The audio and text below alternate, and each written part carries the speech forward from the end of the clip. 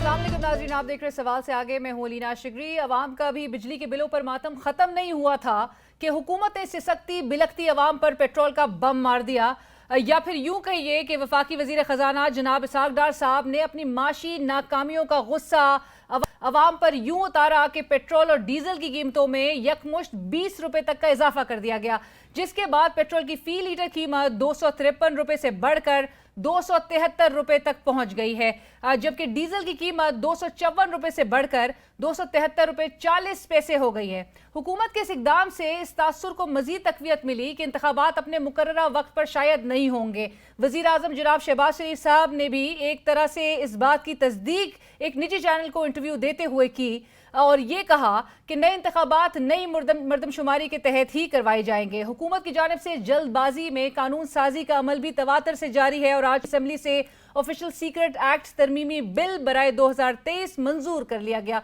दूसरी जानिब हुकूमत पेट्रोल और डीजल की हालिया कीमतों में इजाफे को न सिर्फ मुल्की मफाद करार दे रही है, बल्कि IMF से किए गए मुआहदे और वादे भी कौम को याद करवा रही है।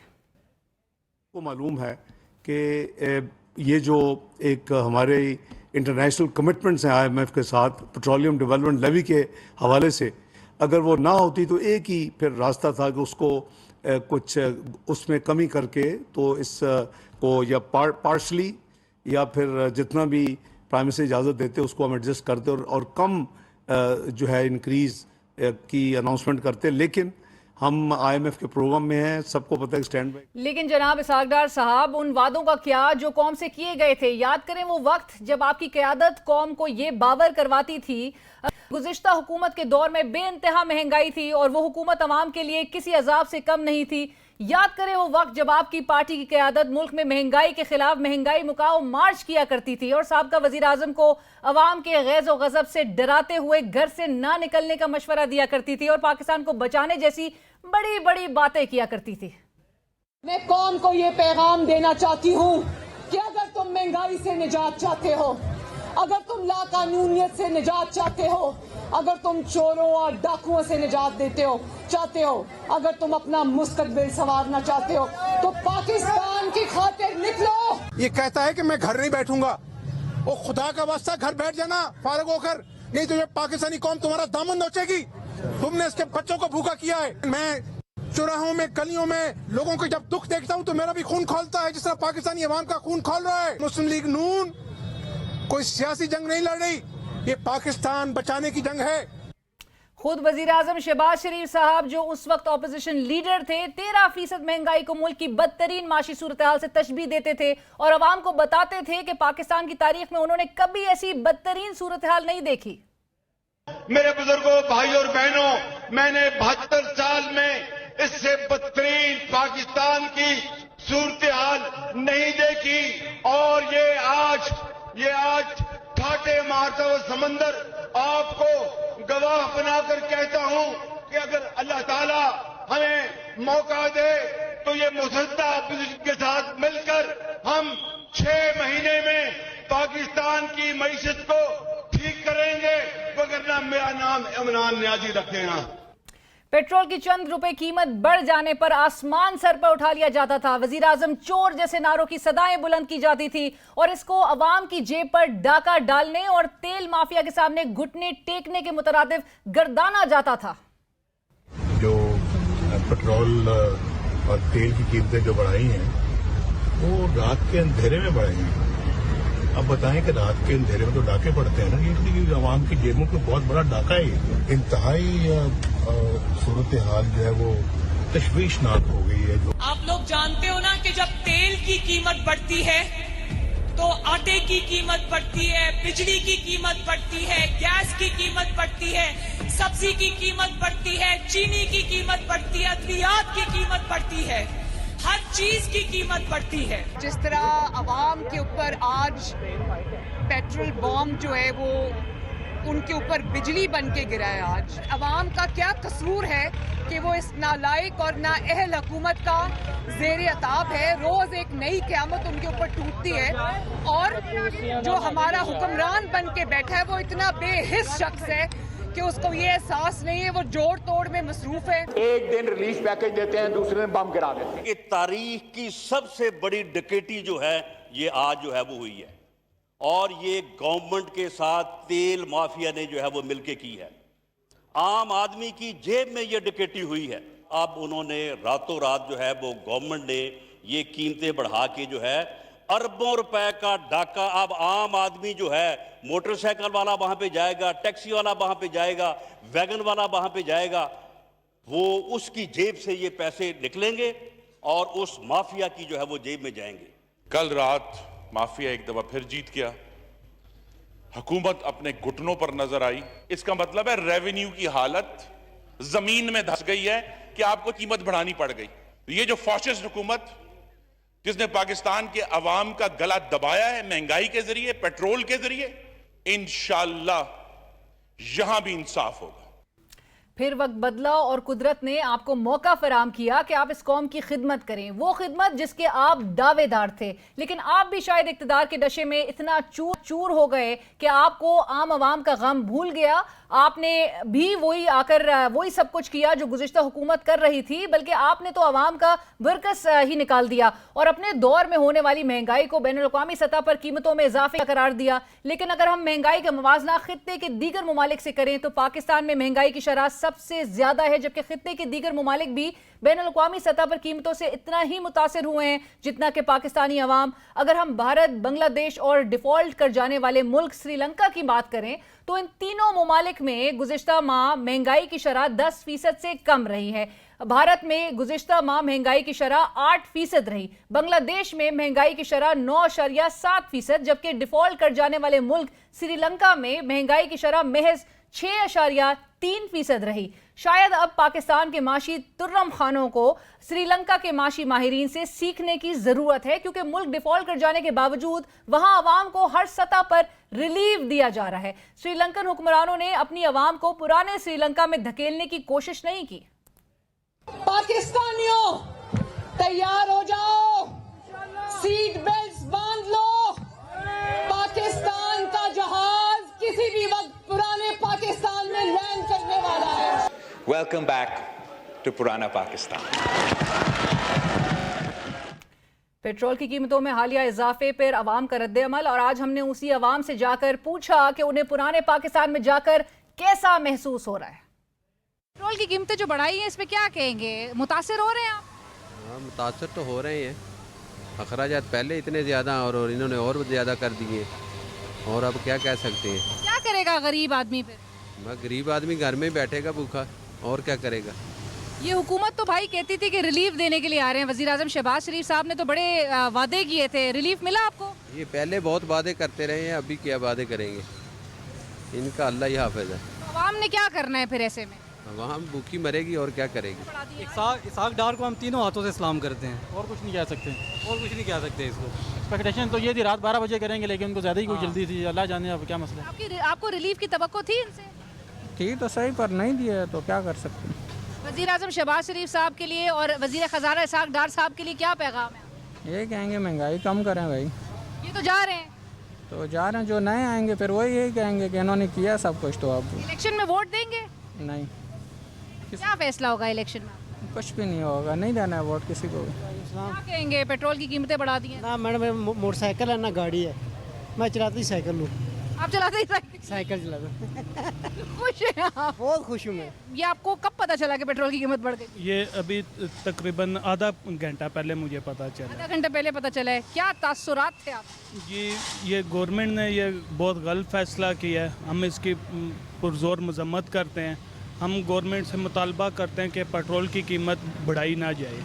हम इसके ख़िलाफ़ एहतजाज करना पड़ा तो हम एहतजाज भी करें। अवाम को बाहर निकलना चाहिए, क्योंकि देखें कि अवाम पार्टी बेस पे होता है। इमरान खान कॉल करता है तो हम लोग रोड ब्लॉक कर देते हैं, नवाज शरीफ कॉल करता है हम लोग रोड ब्लॉक कर देते हैं, लेकिन अपने हक़ के लिए हम में से कोई भी बाहर नहीं आता। क्या कहेंगे? पेट्रोल की कीमतें बढ़ा दी हैं इन्होंने। बस रात को उठो, सुबह उठो, सो के उठो तो कीमतें बढ़ी। कोई और फैसला हुआ होता है? हाँ, यही चक्कर, महंगाई बढ़ती जा रही है। सैलरी वही है आम बंदे की 20-25, बहुत ज़्यादा करो 30 से ऊपर कहीं भी नहीं है। सैलरी वही तो महंगाई वही बस बढ़ती जा रही है। अब आवाम फिर किस तरह से करेगी गुजारा? आवाम इसलिए तो पाकिस्तान छोड़ के जा रही है। पाकिस्तान छोड़ के जा रही है? हाँ, यही चक्कर है। आप इरादा रखते हैं? हाँ, हम सब इरादा रख रहे हैं। गरीब आवाम पहले से ही बहुत परेशान थी और एक और बम फट गया है, जो पेट्रोल महंगा हो गया है और बिजली के बिल भी महंगे हो गए हैं। गरीब आवाम बहुत परेशान है, तो गरीब आवाम को कब रिलीफ मिलेगी? आवाम के बारे में आज तक किसी हुक्मरान ने नहीं सोचा, किसी हुकूमत ने नहीं सोचा। वो इमरान खान ही अच्छा था जो कहता था बिलों को आग लगा दो। तनख्वाह बढ़ नहीं रही है और हर चीज़ की कीमतों में दिन ब दिन इजाफा होता जा रहा है। गरीब आवाम बहुत ज़्यादा परेशान है और बहुत मुश्किलात का सामना हो रहा है। इसी हुकूमत में ज़्यादा महंगाई हो रही है और कोई कंट्रोल नहीं हो रहा, कोई हमारी सुन ही नहीं रहा। और जो एहतजाज करते हैं ये कहते हैं कि उन्हीं को पकड़ के हम अंदर कर देंगे। एहतजाज करने का हक़ ही नहीं है, ये हमारा राइट है, हम बोल सकते हैं अपने हकूक़ के लिए। और गरीब आवाम बहुत परेशान है। क्या कह सकते हैं, अभी हम लोग की गवर्नमेंट है, उनकी मर्ज़ी चल रही, फ़िलहाल हमारी तो नहीं चल रही। आवाम तो मजबूर है। हुकूमत ने तो कहा था हम रिलीफ देने के लिए आ रहे हैं। रिलीफ कोई नहीं देती हुकूमत, चाहे ये हो या कोई और है। 15 माह में कोई रिलीफ मिला पिछले साल से? नहीं, 1 साल से नहीं मिला, 15 माह में कहाँ मिलेगा? 47 से कोई रिलीफ किसी को मिला है? तो अब ये इलेक्शन में जा रहे हैं, इनकी मुद्दत मुकम्मल हो रही है, क्या फ़ैसला होगा? हमारा फ़ैसला तो इमरान खान के साथ है, वो फिर भी कुछ भला करेंगे। पेट्रोल की कीमतें बढ़ा दी हैं मौजूदा हुकूमत ने, क्या कहेंगे? ये तो रिलीफ की बात करके आए हैं। हाँ, ये तो बहुत ज़्यादती है, क्योंकि अभी तो हमारा ख्याल था कि अभी इलेक्शन आने वाले हैं तो ये कोई पेट्रोल थोड़ा कम करेंगे, लेकिन ये तो इन्होंने बढ़ा दिया। ये तो बहुत ही नाजायज़ है। पहले ही टिकट इतने महंगे थे, तो अभी तो ये ट्रांसपोर्टर का भी कसूर नहीं है। अभी ज़ाहिर है टिकट और बढ़ाएंगे। आज तो हम जा रहे हैं, आज वही पुराना रेट है, लेकिन कल से लगता है ये भी ज़्यादा हो जाएंगे। ये भी ज़्यादा कर देंगे। ये मौजूदा हुकूमत ने तो कहा था कि भाई हम आए हैं रिलीफ देने के लिए। इन 15 माह में आपको रिलीफ मिला है? नहीं, रिलीफ तो कोई नहीं मिला है। 15 माह में किधर रिलीफ मिला? जब इलेक्शन नज़दीक आते थे तो कोई रिलीफ देते थे आवाम को, लेकिन ये इस बात तो बिल्कुल उसका तो उलट हो रहा है। अभी ये इस टाइम भी इन्होंने महंगाई कर दी है। अभी अल्लाह ही आदि से कैसे गुजारा होगा? गुजारा तो अभी बहुत मुश्किल है, ख़ास करके जो स्टूडेंट तबका है हमारे लिए तो बहुत ज़्यादा मुश्किल है। मैं इस गवर्नमेंट के बारे में कुछ नहीं कहना चाह रहा, पेट्रोल तो बहुत दूर की बात। क्यों नहीं कुछ कहना चाह रहे? ये मुल्क पर जो है वो हुकूमत कायम किए हुए हैं, आपके लिए रिलीफ की बात करके आए थे, आपको रिलीफ मिला है? नहीं, अगर हम कुछ बोलते हैं तो फिर हमारे ऊपर केस भी बहुत ज़्यादा हो जाते हैं और हम उठाए भी जाते हैं, तो इसलिए सॉरी।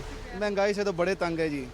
हम तो रिक्वेस्ट ही कर सकते हैं हम गवर्नमेंट से कि तनकीद करने की बजाय हमारी रिक्वेस्ट है कि प्लीज़ हम जैसे लोगों के लिए कुछ सोचें, क्योंकि हम 24 आवर काम करते हैं, 30 डेज़ काम करते हैं, लेकिन उससे भी हमारे घर का जो है ना निज़ाम नहीं चल रहा।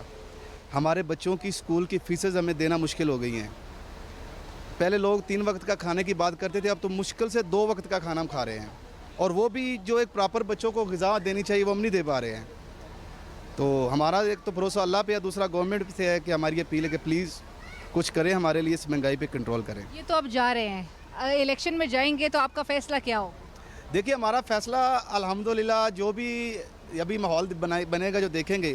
हम सपोर्टर तो अल्हम्दुलिल्लाह पीटीआई के हैं, और ये बड़ी बात मैंने कह दी है, तो फिर भी हम खड़े हैं।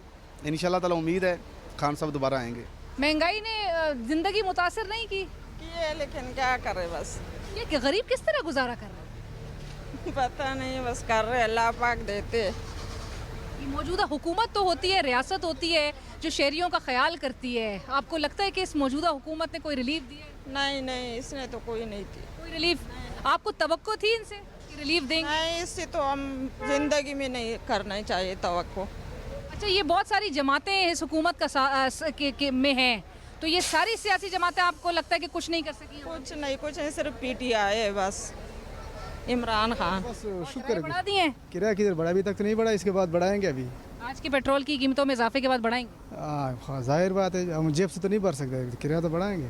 आप कैसे कितना डेली का कमा लेते हैं? यार डेली के तकरीबन 2500-2000 जब कमा लेते हैं, उसमें 1800 रुपये साफ़ी बचत हो जाते हैं। घर कैसे चला रहे हैं? बस अल्लाह पाक कोई चला रहा है, बड़ा मुश्किल से चल रहा है। बिजली की कीमतें बढ़ा रहे हैं, खाने पीने किसी चीज़ में इन्होंने कोई शक नहीं छोड़ा भैया। असल में वो महंगाई हर तरफ से बढ़ रहा है, हर चीज़ बढ़ गई। कोई एक चीज़ है ही नहीं कि बंदा कह दे कि एक चीज़ बढ़ गई ना, चलो बंदा बर्दाश्त कर लेता है। A to Z चीज़ें बढ़ गई सारे। जिस दिन से नवाज शरीफ नाहेल हुए ना, उसके बाद ये तीसरा वज़ीर आज़म है कि आ रहा है खकान अब्बासी, इमरान खान, शहबाज शरीफ। एक दिन से दूसरे दिन बदतर आ रहा है, कोई बेहतरी नहीं अभी तक आया। बढ़ने वाले सारे आगे, और ये बुनियाद जो रखे इमरान खान ने रखे है। महीने में 2 दफ़ा मनी बजट एक माह में खसारे में और एक माह में खसारे में। पहले जून में जो हिसाब किताब हो जाता चीज़ें बढ़ जाता या कम हो जाता। ये बुनियादी इसने रखा हर महीने में 3-4 दफ़ा मनी बजट चीज़ें बढ़ा फलाना माह में खसारे में, इसके लिए 2 चीज़ें बढ़ा 3 बढ़ाओ। अब बुनियाद जब रखे अभी जो भी आएंगे ना आगे जाएंगे, पीछे आने वाला भी नहीं, इसमें कोई नज़र नहीं आ रहा। खान साहब जब हुकूमत था ना, अगर जिस तरह भी होता था ना तो हमारा कुछ ना कुछ गुजारा चलता था। आजकल यकीन करो आज कोई गुजारा नहीं चलते। हम 3,000-4,000 कमाते हैं तो उसमें हम 2,000 पेट्रोल तो 800-1,000 हम खुद खाते हैं। एक टाइम जो है ना खाना खाते हो तो फिर भी 200-300 आते हैं। ये हुक्मरान से कोई तवक्को नहीं है, बस ये हुकूमत ये पता नहीं क्यों है, लेकिन इसको लोगों को बहुत परेशानी है ये हुकूमत में। मेरा 10 बच्चे हमारा इलाका है, 10 बच्चे 8 पूरे नहीं होते। 8 यकीन करे कि 8 पूरे नहीं होते है। अभी और 3,000 का आटे का बोरी हमारे इलाके में, तो 3,000 का एक आटे का बोरी है कि हमारा आमदन जो है ना सुबह से लेकर शाम तक जो है ना 600-700 से हम ऊपर नहीं बढ़ा सकते हैं। और तीसरा दिन जो है ना हमारा आटे का बोरी ख़त्म, 3 दिन, चौथा दिन चौथा बोरी खोल लेते हैं। 8 गरीब आदमी पूरा नहीं कर सकते, बाकी क्या पूरा करेगा? अभी हम कैसे गिला करेगा? बस अल्लाह जो है ना बेहतर जानता है, बाकी इस मुल्क का कोई हाल नहीं है, कोई भी नहीं। सबको जो है ना एक लेन में खड़ा करके शूट करना चाहिए इन सब। आटा ये हालात है, महंगाई ज़्यादा है, गरीब लोग बर्बाद हो गया। अब इतना महंगाई है कि हमारा कोई बर्दाश्त हमारा सा नहीं होते। अभी 2 पक्के चलाते 17,000 रुपये बिल आ गया, तो हम ये किधर से पूरा करेगा? हाँ, बस ये सुखपत हम तबाही कर दिए। जो अपना मर्जी से काम करते, पेट्रोल में अपनी मर्जी से, आटा सुबह एक रेट होएगा, रात को दूसरा रेट होएगा। रिलीफ नाम की कोई चीज़ ही नहीं है हमारे मुल्क में। कहाँ पे गरीब को कहाँ पे रिलीफ मिलता है? तो सवाल ही पैदा नहीं होता गरीब को रिलीफ मिल जाए। ये है यार, कोई आके वादे करते हैं कि हम जो है ना गरीबों को रिलीफ देंगे। किस चीज़ के रिलीफ? अभी जो है ना पेट्रोल इन लोगों ने और भी बढ़ा दिया है, हर चीज़ इन लोगों ने बढ़ा दी है। हर आया दिन जो है ना इन लोगों का जो है ना पहले तो होता था 6 महीने बाद बजट होती थी, उसमें जो है ना हर चीज़ बढ़ती थी। अब जो है ना बजट वाली कोई चीज़ नहीं है। रिलीफ यही है कि जो है ना हर दिन जो है ना आओ, सुबह जो होती है उठते हो तो हर एक चीज़ की कीमत दुगनी हो जाती है। आपके ख्याल में ये जाते जाते, क्योंकि अब इनकी मुद्दत मुकम्मल हो रही है मौजूदा हुकूमत की, ऐसा फैसला, सख्त फैसला क्यों किया हो? ये नहीं कह सकते। अब उन लोगों का काम है कि वो जाते हुए ये फैसले कर रहे हैं, तो आया कोई उनका भी वोट देगा? अगर ये आया दिन ये लोग जो है ना गरीबों को इतना तंग कर रहे हैं, वोट तो गरीब लोग ही देते हैं। जो अवाम को रिलीफ का कहकर आए, उनके हुकूमती इकदामात पर अवामी रद्द-ए-अमल आपने सुना। और इसी के साथ ही हम चलेंगे एक ब्रेक की तरफ। ब्रेक के बाद नाज़रीन, ब्रेक पर जाने से पहले हमने आपको अवाम की राय से आगाह किया था। पेट्रोल और डीजल की कीमतों में इजाफे के पाकिस्तान की मईशत पर क्या असरात मुरतब होंगे, इस हवाले से हमने मुल्क के माशी माहिरीन से उनकी माहिराना राय ली है। आइए वो आपको सुनवाते हैं। देखिए, ये जो पेट्रोल प्राइसेस इंक्रीज हुई हैं, ये तो अंडर द IMF प्रोग्राम ज़ाहिर है रेवेन्यू मोबिलाइजेशन काफ़ी ज़्यादा चाहिए, और उसमें पेट्रोलियम लेवी को इन्होंने काफ़ी हाई रेट रखना है, तो this is not a surprise. और ज़ाहिर है ये इम्पैक्ट तो करेगा, इन्फ्लेशन इससे और बढ़ने का इम्कान है। तो और ज़ाहिर है पेट्रोल प्राइसेस का इम्पैक्ट हर चीज़ पे आता है। जाते जाते पेट्रोल की कीमतें बढ़ी हैं, ये भी इल्ज़ाम अब सरकारी सतह पे तो IMF के ऊपर लगा दिया गया है, लेकिन IMF तक जिस तरह गए हैं वो जाना इसलिए ज़रूरी पड़ गया क्योंकि मुल्क की मईशत नहीं समझ रही थी। और वज़ीर ख़ज़ाना इसहाक़ डार ने कितनी दफ़ा कहा कि जी हमारे पास तो एक प्लान बी मौजूद है, लेकिन वो प्लान भी एक मजाक बन के रह गया है, क्योंकि उस प्लान बी का दूर दूर तक कहीं पे कोई सुराग नज़र नहीं आता। लोगों के लिए बहुत मुश्किलात हैं, बिजली महंगी, पेट्रोल महंगा, गैस महंगी। अब सिर्फ और सिर्फ कसर रह गई है हवा की, और खुदा का शुक्र है कि वो हवा खुदाई इंसान को देता है, वरना इनके पास में होता है तो उसके ऊपर भी टैक्स लगा देते। हुकूमत ने ये जो पेट्रोल की कीमतें बढ़ाई हैं, इसके मईशत पे बहुत मनफी असरात होंगे। एक तो ये कि पेट्रोल की कीमत बढ़ने से बिजली की कीमतें भी बढ़ेंगी, क्योंकि पाकिस्तान में ज़्यादातर बिजली जो है वो पेट्रोल से बनती है। तो इसकी वजह से आप देखिए कॉस्ट ऑफ डूइंग बिजनेस बढ़ जाएगा, क्योंकि कॉस्ट ऑफ प्रोडक्शन बढ़ेगी तो मैन्युफैक्चरिंग जो है उसकी कीमतें और बढ़ जाएंगी। फिर इसके अलावा चूँकि ट्रांसपोर्टेशन कॉस्ट बढ़ेगी और फिर बिजली के नर्ख बढ़ेंगे तो इसकी वजह से इन्फ्लेशन बहुत बढ़ जाएगा और ऐसे ही आवाम बहुत बुरी तरह पिस रहे हैं इन्फ्लेशन की चक्की के नीचे और अब मज़ीद कीमतें बढ़ जाएंगी। जो आज पेट्रोल की कीमतों में इजाफा हुआ है वो 28.3% महंगाई में नहीं शामिल, वो अगले महीने की महंगाई में वो नजर आएगा। पाकिस्तान में ये जो महंगाई है उसकी कोई वजह समझ नहीं आ रही, क्योंकि ये श्रीलंका भी है, भारत भी है, बांग्लादेश भी है, तमाम ममालिक में जो है 10% से कम महंगाई है और 5 से 6% चल रही है, लेकिन पाकिस्तान में मुसलसल हर चीज की कीमतों में इजाफा हो रहा है। पिछले महीने जो है गंदम की कीमत में इजाफा हुआ, चीनी की कीमत में इजाफा हुआ, टमाटर की कीमतों में इजाफा हुआ। एक तरफ वजीर आजम साहब दावा कर रहे हैं कि हमारी रिकॉर्ड जो है गंदम की साल पैदावार हुई है, दूसरी तरफ होशरुबा महंगाई में इजाफा हो रहा है। सितम ज़रीफी जुल्म की बात यह है कि जो इस साल सबसे ज्यादा इजाफा स्टेशनरी की कीमत में हुआ है। स्टेशनरी की कीमत जो है 65% एक साल में बढ़ी है। हुकूमत ये कहती है हमने जो है रियासत को बचाया है, सियासत को कुर्बान किया है।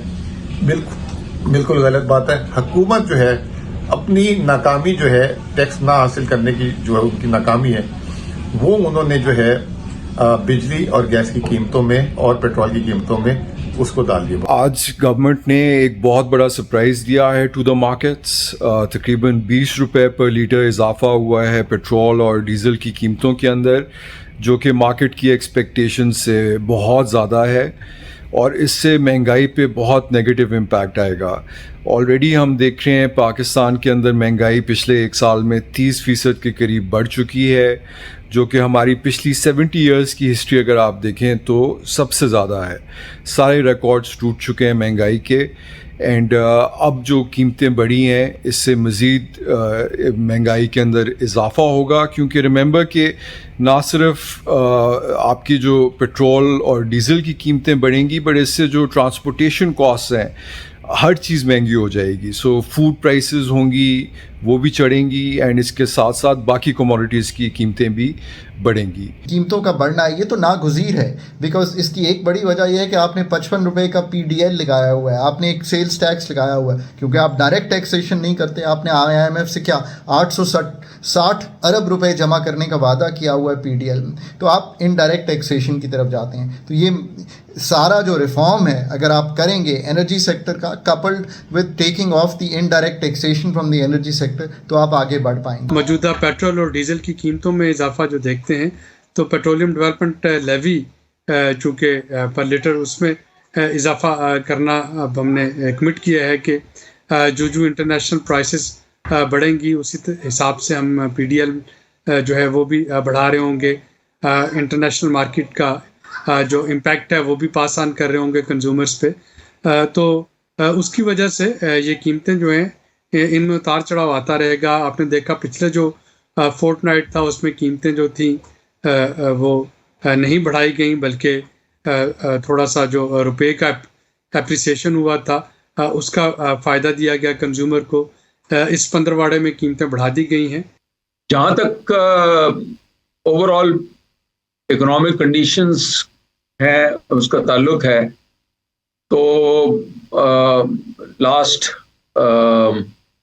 15-16 मंथ्स जो ये गवर्नमेंट रही है वो ज़ाहिर काफ़ी इनडिसाइसिव रही है और कोई ज़्यादा इन टर्म्स ऑफ डायरेक्शन और रिफॉर्म्स वो तो कोई ख़ास नहीं कर सकी है।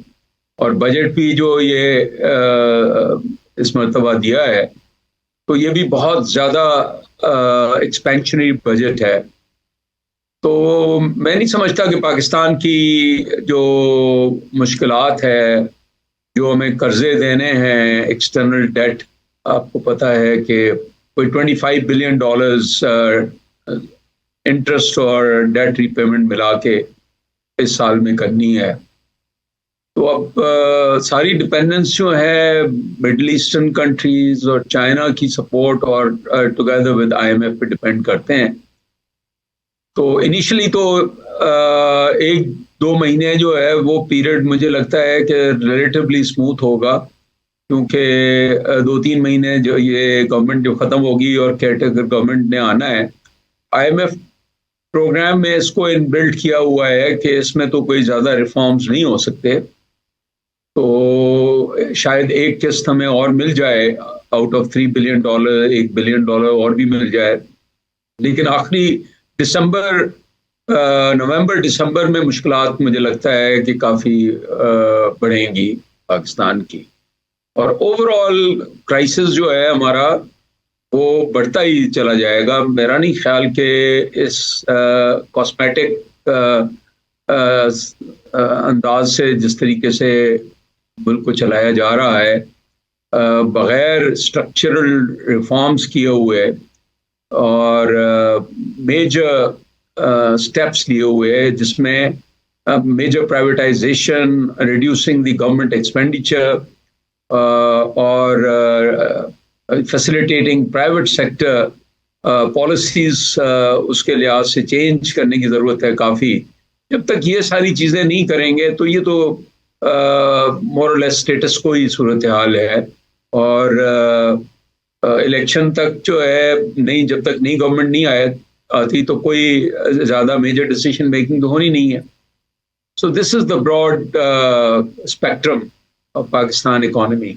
मजमूई तौर पे हालात कोई अच्छे नहीं हैं, और सरकारी जो पैगामात हैं कि जी मईशत संभल गई, बेहतर हो गई, ये तो बिल्कुल ही बेहिस्सी की इंतहा है।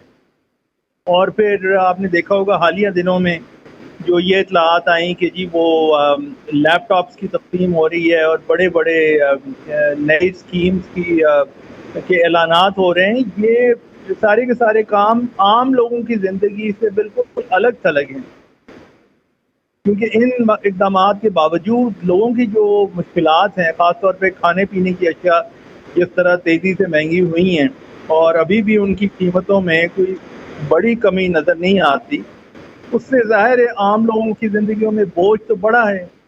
और इस बढ़ते हुए बोझ के नतीजे में जो सूरत हाल बन रही है, गली गली और घर घर की जो कहानी है, वो एक माजी के मुकाबले में हाल और मुस्तकबिल की ज़्यादा बड़ी मुश्किलात, बड़ा माशी बोझ, यही कहानी है लोगों के घरों की, जो कि बदकिस्मती से जिसका हुकूमत ना तो एहसास कर रही है और ना लोगों को ये लग रहा है, आम तौर पे लोगों को लग रहा है कि हुकूमत ये एक्नॉलेज कर रही है कि ये उसकी कितनी बड़ी नाकामी है। कि पाकिस्तान में आईएमएफ चूँकि वो करता है हुकूमत के और स्टेट बैंक की पॉलिसीज़ वही डिक्टेट करता है, तो वो स्टेट बैंक से कहेंगे कि अब आप इसको इन्फ्लेशन को कंट्रोल करें लेंडिंग रेट बढ़ा के।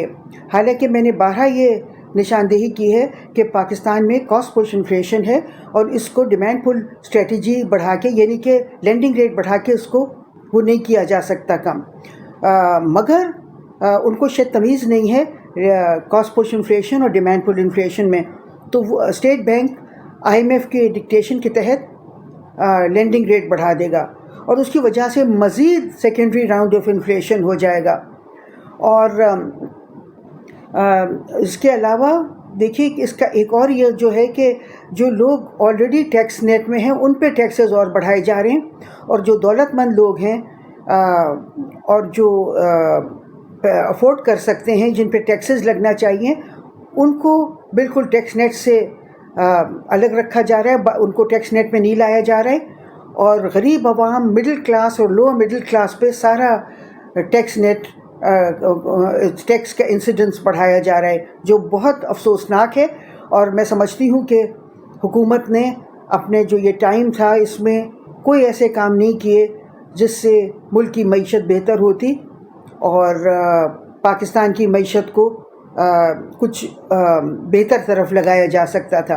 पिछली हुकूमत ने भी अपना रोल अदा किया और इस हुकूमत ने भी, और जो भी हुकूमत आती है वो पाकिस्तान की मईशत को बद से बदतर करके जाती है। इस वक्त जो है, जो सबसे बड़ा चैलेंज हो गया है, क्या या तो आप अपनी बिजली और पेट्रोल के अखराजात को बर्दाश्त कर लें, या आप खाने पीने को बर्दाश्त कर लें, या आप बच्चों की तालीम और सेहत को बर्दाश्त कर लें। चारों तरफ पाकिस्तान में महंगाई जो है अरूज पे है और हुकूमत जो है उस पर कोई तवज्जो नहीं दे पा रही। पाकिस्तान इस वक्त महंगाई का दुनिया में अगर कहा जाए कि मरकज बन चुका है, और पाकिस्तान इस वक्त जनूबी एशिया में सबसे ज्यादा महंगाई विटनेस कर रहा है। इससे पहले श्रीलंका जो है नंबर 1 पे जा रहा था महंगाई में। आज की तारीख में जहां श्रीलंका में 1 साल पहले 70% तक महंगाई चली गई थी, जुलाई के महीने में 6.2% महंगाई है, और उसी वक्त पाकिस्तान में 28.3% महंगाई जुलाई में रिकॉर्ड की गई है। सिर्फ जुलाई के महीने में जून के मुकाबले में 3.5% महंगाई में इजाफा हुआ है, जिसमें खाने पीने की अशिया जो है उसमें 4% इजाफा हुआ है।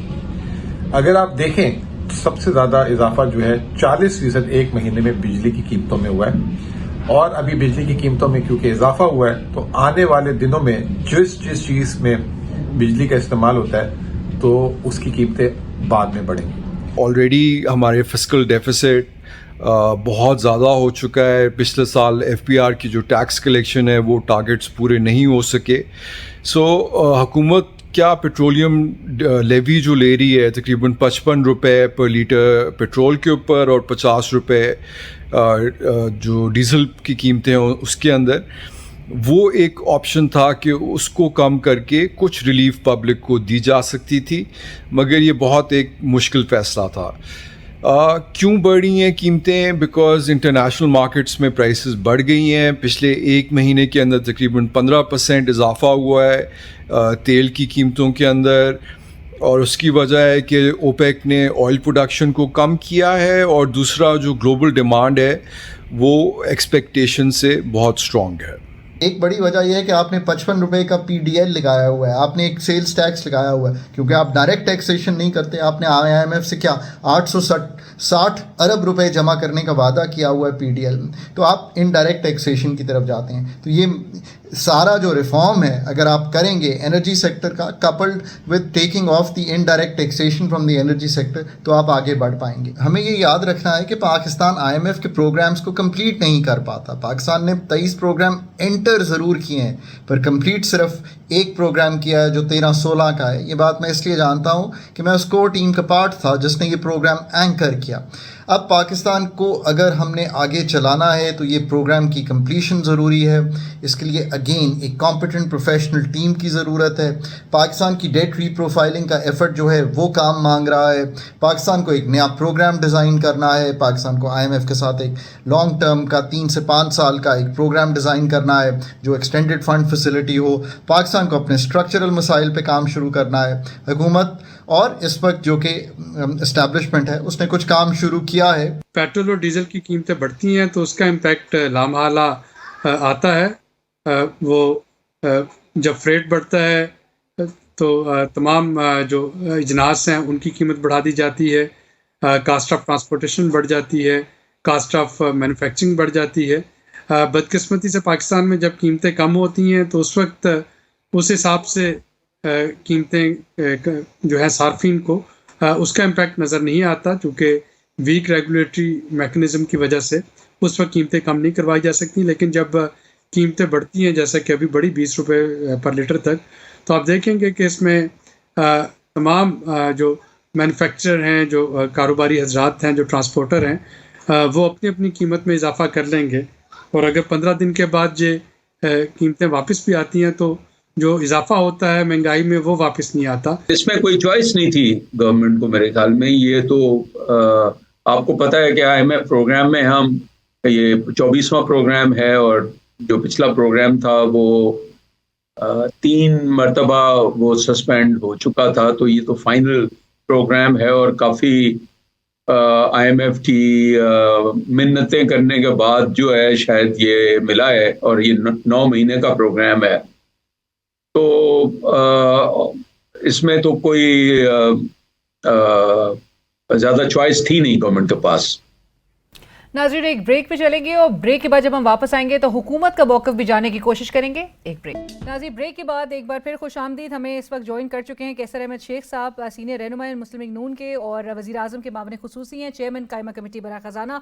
कैसर साहब अस्सलाम वालेकुम, बहुत शुक्रिया ज्वाइन करने के लिए। कैसर साहब, ये जो आज आवाम पे एक पेट्रोल बम गिराया गया है, तकरीबन 20 रुपये का ये इजाफा किया गया और चूँकि आप लोग हुकूमत में आने से पहले आपने कहा आवाम को रिलीफ दिया जाएगा। आज वज़ीर ख़जाना इसहाक़ डार साहब भी कह रहे थे कि ये इजाफा जो है ये जो आवाम के ऊपर जो ट्रांसलेट किया जा रहा है इसके बखूबी तो बहरहाल वाकिफ़ हैं, लेकिन क्या हुकूमत को इस पॉइंट पे चूँकि इलेक्शन ईयर है रिलीफ नहीं देना चाहिए था आवाम को? बिस्मिल्लाहिर्रहमानिर्रहीम, आप दुरुस्त कह रही हैं। एक बहुत बड़ा पेट्रोल के इजाफ़ा हुआ है, 20 रुपये लीटर का इजाफ़ा काफ़ी बड़ा इजाफ़ा है और लोग रिलीफ भी तवक्को कर रहे हैं और महंगाई पहले भी जुलाई में वैसे भी महंगाई बढ़ी है, जून से 3% और महंगाई बढ़ी है 28.3%। जी, तो मकसद सिर्फ ये है कि आप दुरुस्त कह रही हैं, लेकिन आपको पता है और लोग भी समझ रहे हैं कि हमने IMF से समझौता किया है, एक नया एग्रीमेंट किया है। उस एग्रीमेंट में हमने इंटरनेशनल प्राइसेस और साथ पेट्रोलियम लेवी की फ़िक्स किया है कि इतना पेट्रोलियम लेवी लगेगा।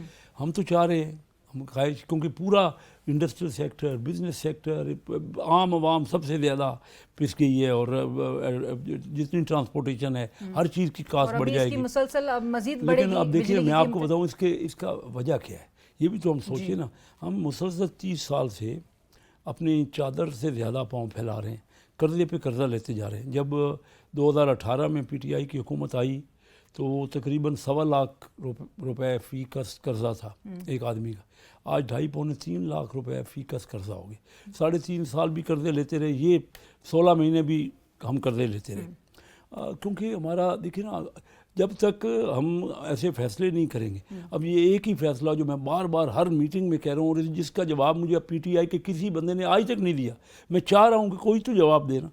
625 अमीर तरीन लोगों को 85,000, $3 बिलियन 85,000 रुपीज़ का कर्जा नॉमिनल रेट पे 10 साल के लिए दे दिया गया।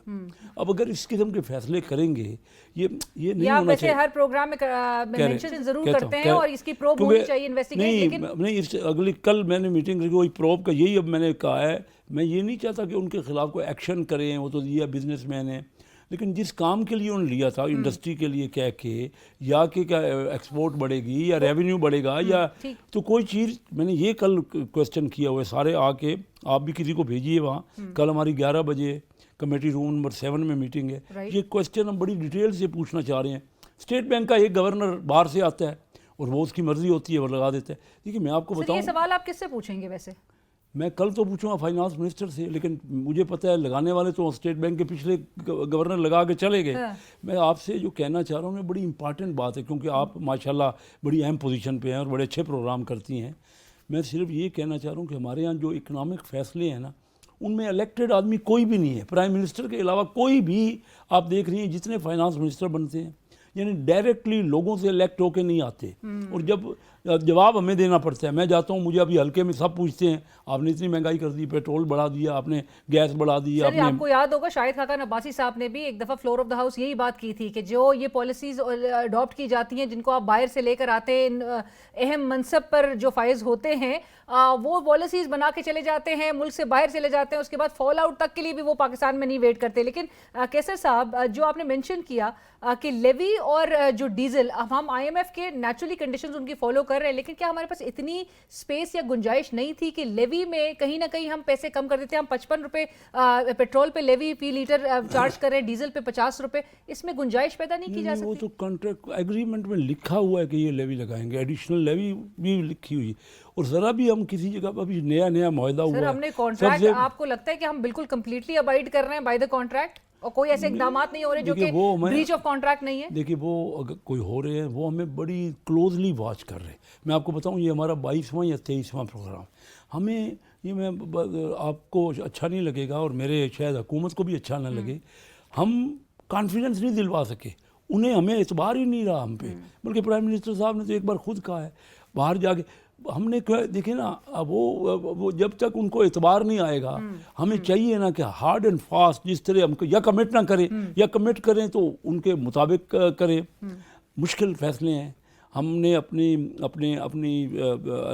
इलेक्शन कैंपेन्स में हमें तकलीफ़ होगी और हमने अपनी सियासत को कुर्बान किया है रियासत सर ये हम सुन चुके हैं। रियासत आवाम को आईएमएफ के साथ आप क्या मुआहिदा कर रहे हैं? पिछली हुकूमत क्या करके गई आईएमएफ के साथ? अवाम को इससे कोई सरोकार नहीं है। अवाम, आज मैं लोगों में गई थी, अवाम की चीखें निकल चुकी हैं। अवाम कहती थी कि आप उनको रिलीफ का वादा करके आए। सर अवाम के लिए तो जिसके घर में 5-6 अफराद हैं वो तो रोटी भी नहीं खा सकता। मैं आप बिल्कुल सही कह रही हैं, लेकिन क्या आवाम को जब मैं समझाऊंगा कि ये 85,000 करोड़ अमीरों को दिए, आप अवाम को करोड़ भी देते और उसमें मामूली कर दे, वो तो अपना कारोबार सेट कर लेते। आपने कहा 30 साल से ये हो रहा है ना, 30 साल में तो आपकी जमात ने भी कितनी दफा ये जो पर्टिकुलर इतना, ये तो पहली बार हुआ है, मैंने कभी सुना ही। मैं भी 56 साल से बिजनेस में हूँ। कैसे साहब, मुझे एक चीज़ का जवाब दीजिए। एक तो ये वाला बात कि भाई हुकूमत अपनी चूंकि टैक्स कलेक्शन नहीं कर पा रही और उस नाकामी को वो अवाम पे ट्रांसलेट इस तरह से कर रही है कि बिजली, गैस, पेट्रोल की कीमतें बढ़ा दे रही है।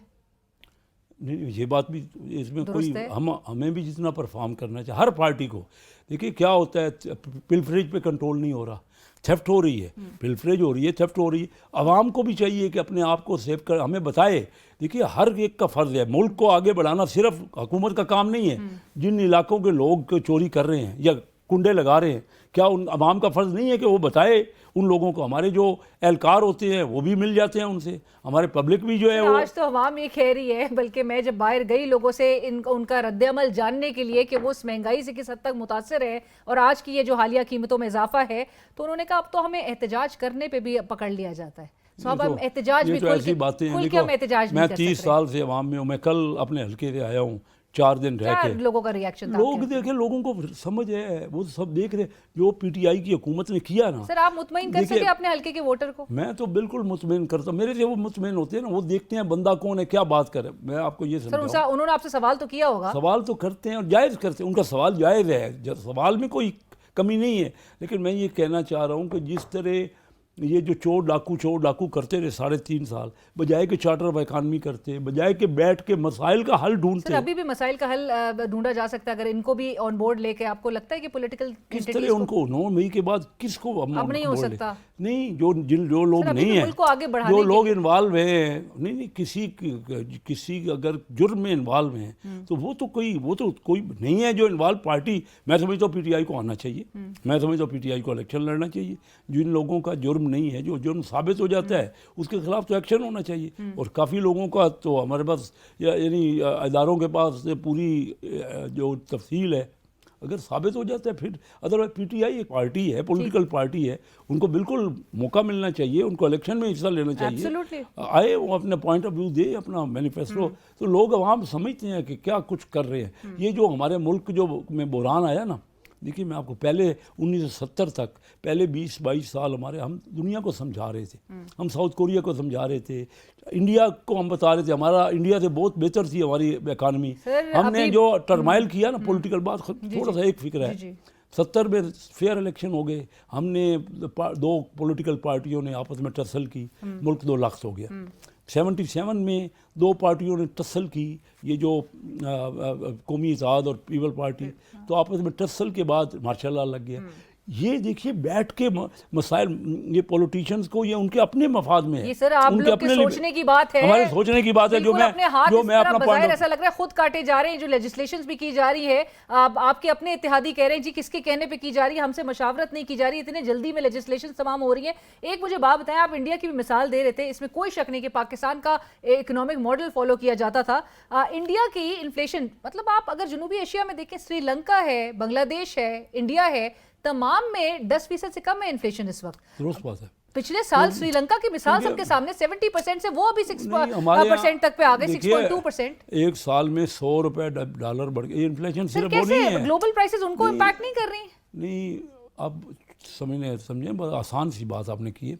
ग्लोबल प्राइसेस तो बराबर हैं, लेकिन $100 जब डॉलर बढ़ जाएगा और चीज़ें मैं डॉलर में ख़रीदूँगा तो वो 30% डॉलर की प्राइस बढ़ गई है। 190 था 1.5 साल पहले, आज 285-86 है। तो उसका इम्पैक्ट इंटरनेशनल प्राइस है। इम्पोर्ट हमारी बहुत बड़ी तादाद में इम्पोर्ट है, उस सब का इम्पैक्ट डॉलर की प्राइस Sir, I बढ़ने agree, से, लेकिन फिर अगेन हमारी policies are to be blamed as well ना, जो मैं तो हमने कह रहा हूँ हमारी पॉलिसीज है, मैं तो अपनी पॉलिसीज को Absolutely, क्योंकि थ्रू आउट 2000 क्रिटिसाइज कर रहा हूँ कि जब तक ऐसे लोग नहीं आएंगे, देखिए आ तो बाहर से जाते हैं, वो वापस भी चले जाते हैं, उनको कोई पूछता नहीं है, पता भी नहीं है वो फिर आ जाएंगे। अगर उन्होंने ही रहना है और मैं 30 साल में धक्के खा रहा हूँ हर गली हर मोहल्ले में, और मैं इसीलिए आया, मैं पहले कराची चैम्बर, हमारी फैमिली तीनों चैम्बरों की वाहिद पाकिस्तान की फैमिली है जो तीनों चैम्बरों में प्रेसिडेंट रहे, इलेक्ट होकर लोगों के वोट लेके, बिजनेसमैन के वोट लेके।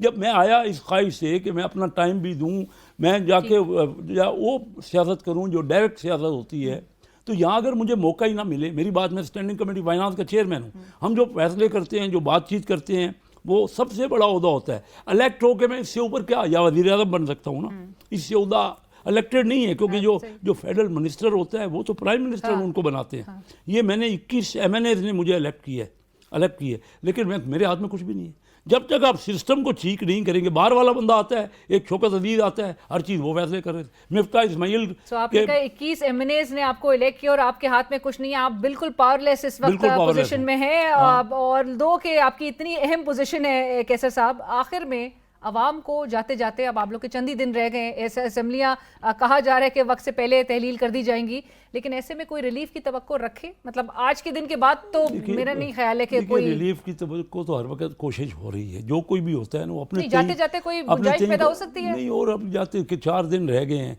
क्या गुंजाइश होनी? IMF से जो हमने मुआहदा किया उसने बिल्कुल हर जगह आपको बांध के रख दिया, और ये उसके बगैर चारा नहीं था, हमें करना ही करना था। हम नहीं तो बहुत मुश्किल पोजीशन में चले जाते। अब पाकिस्तान का गोल्डन डेज शुरू हो चुके हैं। मैं आपको बिल्कुल क्लियर, मैं अपने यंग जनरेशन को ये बताना चाह रहा हूँ, मेरे अपने बच्चे जो बिजनेस में हमारे थ्रू आउट, सर हर पॉइंट पे हम यही बात सुनते हैं, और आज को हालात ये है कि ब्रेन ड्रेन की सिचुएशन इतनी हो गई है, बहुत ज़्यादा, बिल्कुल हो गई है। हमारे बच्चे बाहर जा रहे हैं, हमारे बच्चे बाहर जा रहे हैं, सब जो बिजनेस वाले बच्चे थे, दूसरे तो जा ही रहे हैं, जो बेचारे मजदूर हैं हमारे। लेकिन आप समझते हैं कि गोल्डन एरा, मैं ये समझ, वक्त लगे, एकदम कोई ये नहीं मैं कह रहा कि हम कोई एकदम, हमें मिलजुल के मेहनत करनी है। अगर हम ये पॉलिटिकल टर्माइल से ना निकले, और अगर मीडिया ने भी रोल प्ले ना किया, हमें चार्टर ऑफ इकॉनमी करनी पड़ेगी, मिनिमम कोई एजेंडा रखना पड़ेगा इकोनॉमिक डेवलपमेंट के लिए। बहुत शुक्रिया जी। Thank you sir, thank you for joining us. Qaiser Ahmed Sheikh साहब वज़ीर आज़म ने खुसूसी इस वक्त हमारे साथ प्रोग्राम में शरीक थे, और सब ने अपना अपना किरदार अदा करना है पाकिस्तान को आगे बढ़ाने के लिए। प्रोग्राम की टीम अलीना शिकरी को इजाज़त दीजिए, अल्लाह हाफ़िज़।